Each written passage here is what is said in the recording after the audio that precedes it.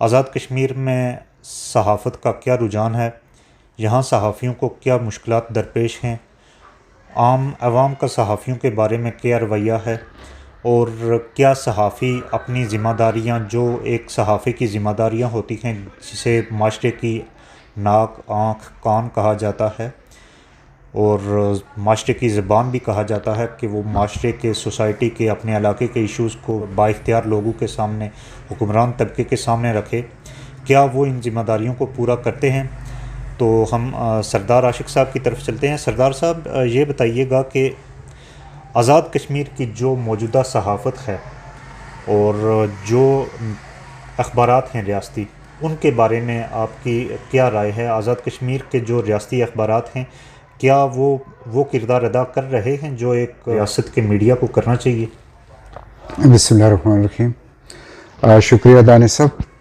ये बड़ा इम्पोर्टेंट मौजू है कि आज़ाद कश्मीर की सहाफ़त कहाँ खड़ी है और उसका क्या किरदार है आज़ाद कश्मीर की तामीर और तरक्की और यहाँ के जो हालात हैं उनको लोगों तक पहुँचाने, आलमी बैरूनी दुनिया तक पहुँचाने में क्या उनका किरदार है। इसमें कोई शक नहीं है कि आज़ाद कश्मीर में गुज़श्ता 15-20 साल के दौरान रियासती मीडिया की ग्रोथ हुई है। काफ़ी इदारे बने हैं अखबारात की सूरत में और उन्होंने लोगों के एक बड़े तबके को या रायमाओं को अपने साथ मिलाया हुआ है और उनकी चीज़ें शाया होती हैं, उन तक पहुंचती हैं। लेकिन सिर्फ लोगों के सियासी लीडरों के बयानात शाया करके पूरी रियासत के जो मसाइल हैं या पूरी रियासत के जो अहम अमूर हैं उनका अहाता नहीं किया जा सकता। तो आज़ाद कश्मीर में मजमूई तौर पर जो अखबारात का एक रुझान है वो बयानात शाया होते हैं सियासी रहनुमाओं के। स्टोरी जिसको कहते हैं, आप कोई रिसर्च करेंगे किसी पब्लिक हेल्थ के इशू पे, कोई बल्दिया के किसी मसले पे, ये भी इम्पॉर्टेंट इश्यूज़ हैं और इनका ताल्लुक़ अवाम से है, अवाम के मसाइल से है।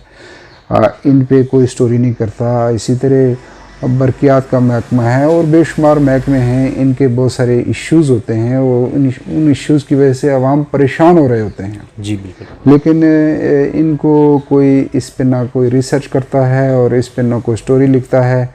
स्टोरी सिर्फ ये होती है कि फ़लाँ पार्टी के फ़लाँ साहब ने आज बयान जारी करते हुए कहा है कि जी मसला कश्मीर अगले साल हल हो जाएगा, या हम इक़्तिदार में आके आज़ाद कश्मीर में तामीर और तरक्की की करेंगे। बस इस तरह की चीज़ें शाया होती हैं। ये अल्फाज, कोई जुमले एक दिन आगे होते हैं, 2 दिन पीछे होते हैं, कुछ इस तरह, ये कुछ ऐसी चीज़ें चल रही हैं। तो ज़्यादातर ये है। हाँ, कुछ पाकिस्तानी अखबारात के लिए जो कुछ स्टोरियाँ थोड़ी बहुत लिखी जाती हैं तो कभी कभार उनमें ऐसी चीज़ें मौजूद होती हैं, थोड़ी जो रिसर्च बेस्ड चीज़ें होती हैं, लेकिन ज़्यादातर बयानाती शाया होते हैं। राइट। अच्छा, आज़ाद कश्मीर के एडिटर, चीफ़ एडिटर अखबारात के जो हैं, वो मोस्टली ये एक्सक्यूज़ देते सुने कि आज़ाद कश्मीर में सेंसरशिप बहुत है, लेकिन क्या वाकई सेंसरशिप बहुत ज़्यादा है या फिर सेल्फ सेंसरशिप अडॉप्ट की गई है। देखिए, सेंसरशिप का अगर आप जिक्र करेंगे तो सेंसरशिप होती है किसी स्टोरी के लिए, राइट, कि इस स्टोरी का फ़लाँ हिस्सा गवर्नमेंट के अगेंस्ट है, गवर्नमेंट की पॉलिसियों को नुकसान पहुंचाएगा, तो इसको पब्लिक के सामने नहीं आना चाहिए।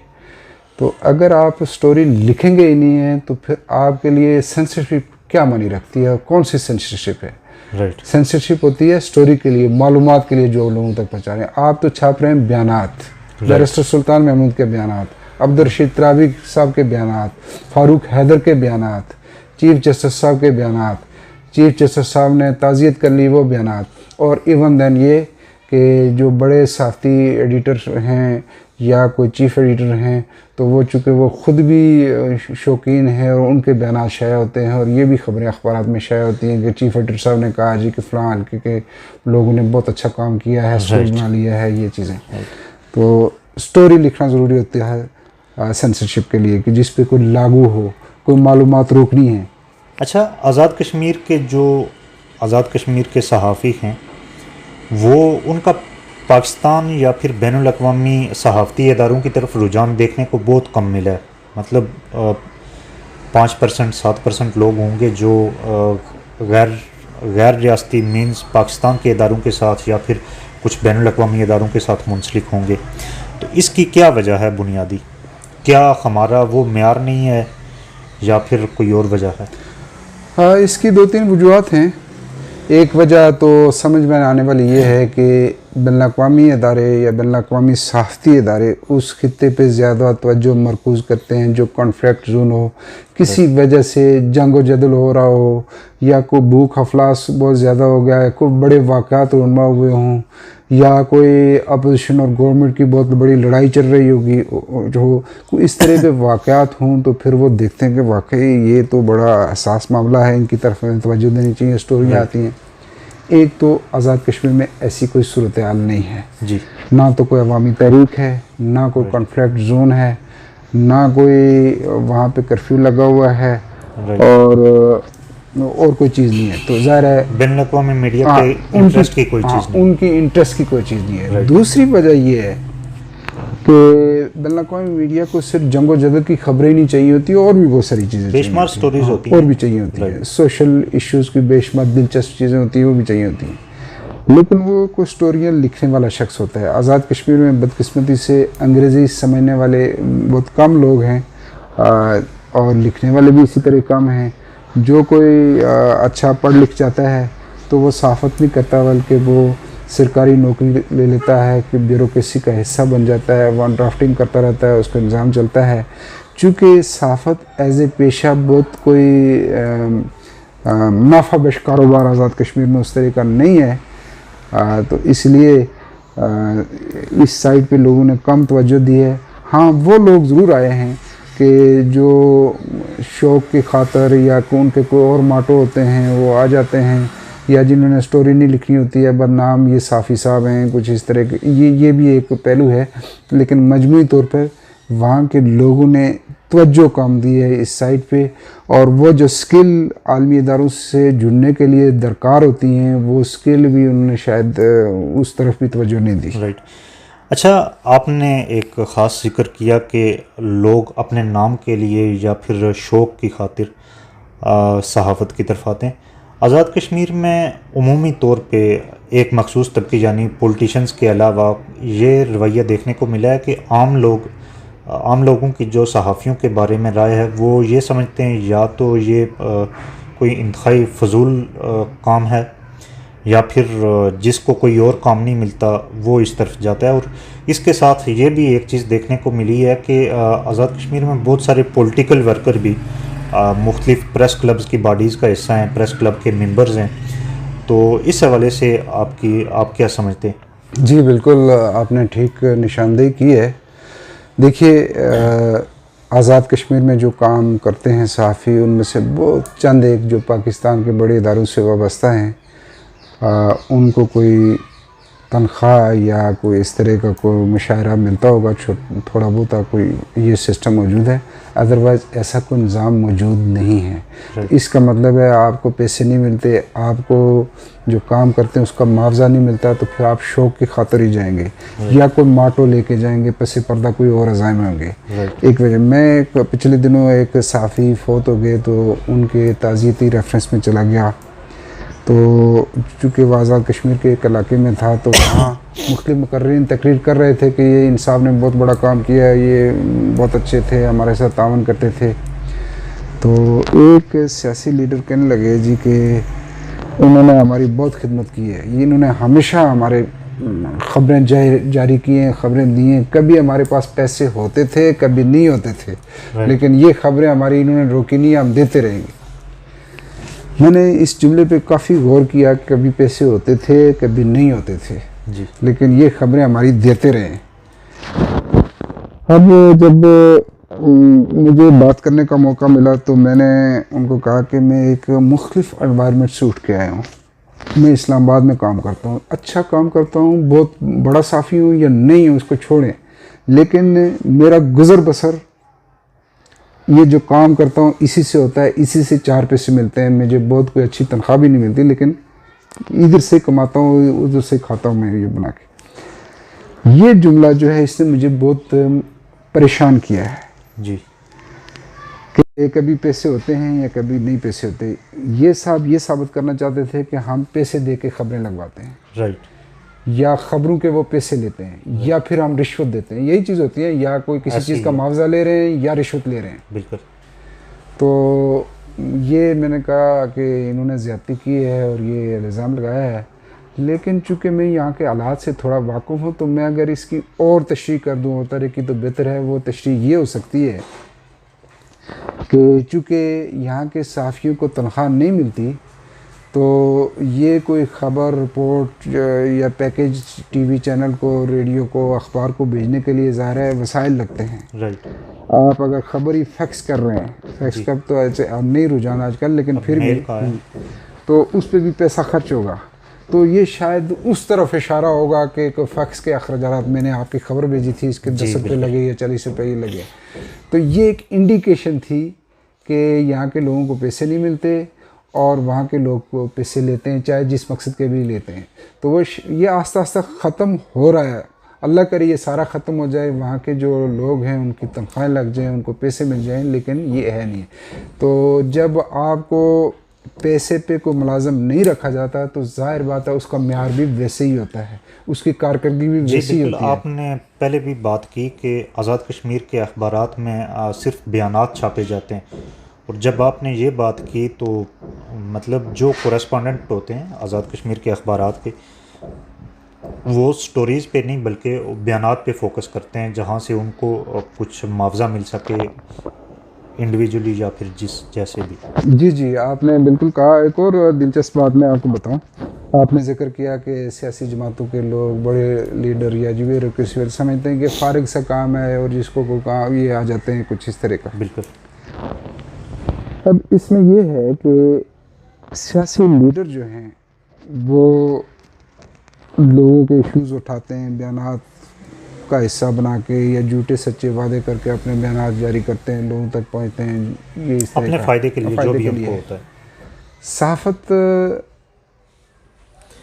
की अच्छी स्टोरी लिखने के लिए आपको बाज़ औक़ात अपने दोस्तों को भी नाराज़ करना पड़ता है, इसलिए कि आपने शायद उनके ख़िलाफ़ जा रही होगी बात, लेकिन लिखनी होती है। बिल्कुल ऐसे ही है। बदकिस्मती से आज़ाद कश्मीर में तो एक तो बयानात जारी हो रहे हैं, दूसरा ये है कि सियासी जमातों ने भी इस सहाफ़त के मैदान को अपना बेड़ा समझ लिया है और वो भी आते जाते हैं, कोई पाबंदी नहीं है, जो भी है। तो ज़ाहिर है वो इंसाफ क्या करेंगे। अगर मैं पीपल्स पार्टी से ताल्लुक़ रखता हूँ तो मैं कोई रिपोर्ट लिखूँगा तो मैं अपनी पार्टी को ज़रूर फेवर दूँगा। बिल्कुल ऐसे ही। फिर मेरी सहाफ़त क्या जाएगी, फिर वो सहाफ़त तो नहीं, वो पीपल्स पार्टी की आँख से देख रहे हैं। ऐसी एक आपको मिसाल दे दूँ, बाग है आज़ाद कश्मीर का एक ज़िला, वहाँ का एक प्रेस क्लब है। वहाँ के प्रेस क्लब के सदर साहब जो हैं वो एक कॉम्प्रेस तंजीम के लीडर हैं, राइट, ओहदेदार हैं जी। जनरल सेक्रेटरी साहब पाकिस्तान की एक बड़ी पार्टी, हुक्मरान पार्टी के वहाँ जो शाखा है उसके ओहदेदार हैं, राइट। तो आप अंदाज़ा लगा सकते हैं कि वो ये तो बड़ी दिलचस्प सिचुएशन है। हाँ, वो पीटीआई की नुमाइंदगी करेंगे, किसी दूसरी जमात की नुमाइंदगी करेंगे, वो क्या प्रेस क्लब है या सियासी जमातों का, बल्कि उसको अगर कहें कि सियासी जमातों का क्लब तो वो बेहतर होगा ज़्यादा। बिल्कुल ऐसे ही है, ठीक, आप ठीक कहते हैं। अच्छा, एक चीज़ जो एक तवातुर से देखने को मिली है कि पाकिस्तान का जब कोई भी वज़ीर या कोई भी बड़ी शख्सियत आज़ाद कश्मीर जाती है, दारुल हुकूमत जाती है, तो मकामी सहाफ़ियों के बजाय इस्लामाबाद से सहाफ़ी उनको कवरेज के लिए जाते हैं। अभी शाह महमूद कुरैशी साहब गए थे, वहाँ जो मुज़फ़्फ़राबाद प्रेस क्लब के लोग हैं उनको अंदर नहीं जाने दिया गया उस तकरीब में। और इसी तरह पहले भी वज़ीर-ए-आज़म पाकिस्तान की एक तकरीब में इस तरह का कोई एक वाक़या पेश आया। तो इसकी क्या वजह है? मकामी सहाफ़ियों को पाकिस्तान के सियासतदान क्यों नहीं देखना चाहते आगे? बेसिकली आज़ाद कश्मीर की में एक मरूबियत है कि पाकिस्तान का सहाफ़ी आके बहुत तीर मारेगा यहाँ पे, और इस वजह से एक तो ये साइकी है। दूसरा ये है कि ज़ाहिर है स्टोरी एक हिसाब किताब से लिखी जाएगी। फ़ॉरेन ऑफिस के चूँकि वजारत ख़ारजा ऐड करते हैं शाह महमूद कुरैशी साहब, वो चाहेंगे कि मेरा अपना जो जाना पहचाना साफ़ी है, एक तो उसका टूर हो जाएगा, उसकी आउटिंग हो जाएगी, घूम फिर के आएगा, खाना खा लेगा मेरे साथ, एक तो इस हिसाब से वो साथ ले जाते हैं। दूसरा उनको एतबार होता है कि जो मैं बात कहूँगा वो उसी तरीके से जिस तरह मैं चाहता हूँ वो रिपोर्ट करेगा। एक नया बंदा नया एंगल भी दे सकता है। आपको पता है कि मियां नवाज शरीफ साहब मुजफ्फराबाद में गए थे तो एक बड़ा इशू बना था।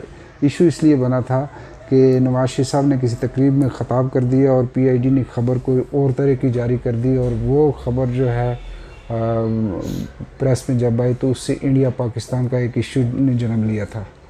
तो फिर उन्होंने कहा ठीक है जी, ये बस अब किसी और तरीके से उधर से बंदे आते हैं वही कवर करते रहें।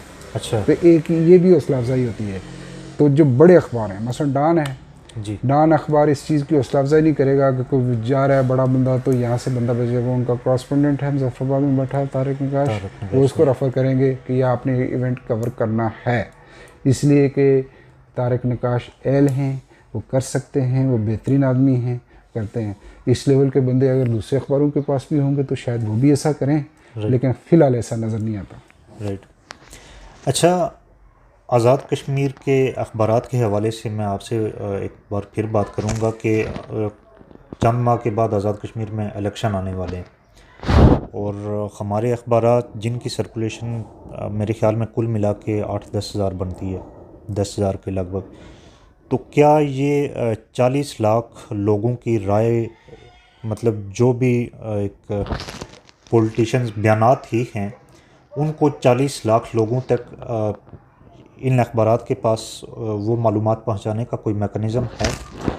और दूसरी बात ये कि इलेक्शन में सोशल मीडिया के होते हुए इन अखबारात का किरदार कितना देखते हैं आप? देखिए, आज़ाद कश्मीर के जो अखबारात हैं, ये रियासती मीडिया है, बिलशुबा 40 लाख लोगों तक पहुंचने का इनके पास सभी कोई ज़रिया नहीं है, लेकिन बहरहाल एक लार्जर जो गैदरिंग है पब्लिक आवाम की, उन तक ये पहुंचते हैं। रही बात बयानात की, तो ज़ाहिर है बयानात शाये होते हैं, अखबारात ने भी अपना निज़ाम चलाना होता है। इश्तिहारात की सूरत में वो पैसे कमाएंगे, इश्तिहारात लेंगे, उनके लिए एक सिलसिला आ गया है। सोशल मीडिया और जो प्रिंट मीडिया है, अब ये दोनों मिलके काम करेंगे। अखबारात के दिन, इंतखाबात के दिनों में ज़्यादातर लोगों की ये होता है किसी अखबार में मेरा बयान शाया हो जाए तो वो उसकी क्लिपिंग जो है मैं फ़ेसबुक पे और उधर लगा के उसको तशहीर करूँगा कि ये इस तरह के मकासद, मतलब शौक़ भी होता है। तो कुछ ये भी चलेंगे। तीसरी बात ये है कि मैं इस चीज़ को नहीं तस्लीम करता कि ये पूरी रियासती अवाम की राय पे असरअंदाज होंगे।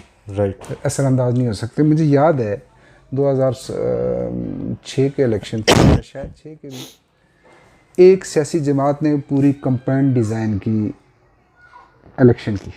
अच्छा। जो भी अखबारात थे, 7-8 थे, ये रियासती अखबारात और पाकिस्तान के बड़े अखबारात जो भी, तो उस कंपेन में बहुत टॉप के उन्होंने इश्तिहारात डिज़ाइन कराए।